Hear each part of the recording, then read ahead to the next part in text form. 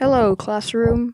It's me, Noah, and I'm going to be talking about how technology has advanced animation. I'm going to be going through these quick because I still have to animate this, and animation takes a long time, and I'm probably going to overwork myself into a depressive state that takes days to recover from, and I'm probably not going to sleep for the next couple days. But whatever, this is fun. Evolution of animation with technology. Starting off with hardware.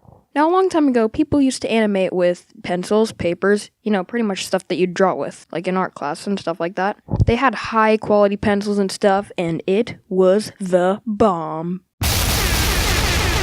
But now we don't need to spend millions of dollars on fancy pencils and paper, because we've got drawing tablets, which is actually one that I'm using. I use an XP Pen Artist 13.3 display, and it's actually really good. It's kind of cheap relative to other drawing tablets. I've been using it for a while, and it's actually pretty good. The only thing I'd really have to complain about is the fact that the blue and orange light seem to have a weird balance, making it harder to draw. But that can be fixed.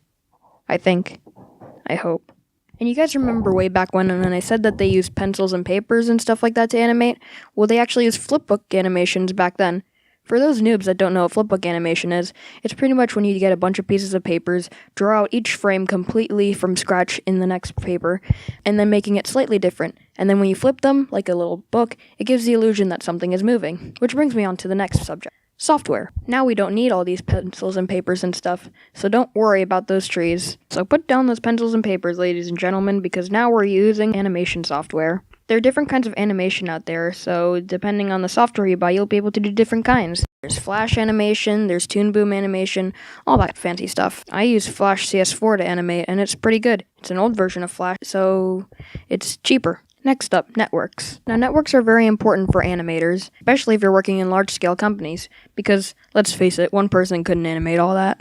I'm just killing myself right here animating this 5-minute video. But a lot of file sharing is going down in these companies that make these amazing animated movies. How else would they be able to incorporate everything?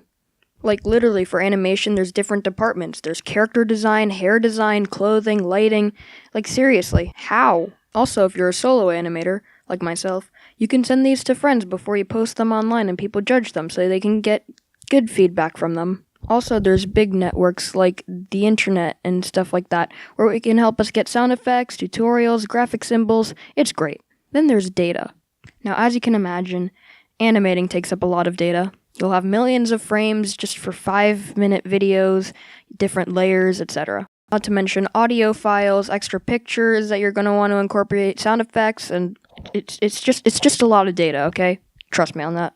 And last but definitely not least, the people. Now, you know these animations could not be made without the people, because computers aren't creative and just do what they're told to do.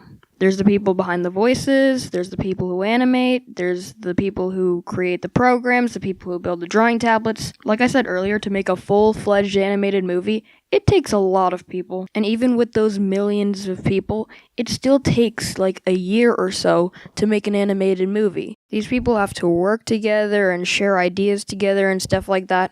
And here I am, doing it all by myself. Anyways, that's all. Thanks for listening and watching or whatever. I'm gonna go be treating myself because by the time I've finished animating, this will probably have been the first time I'll have seen the sun in weeks. So, was it really worth it, Noah? Maybe. Okay, thank you, bye.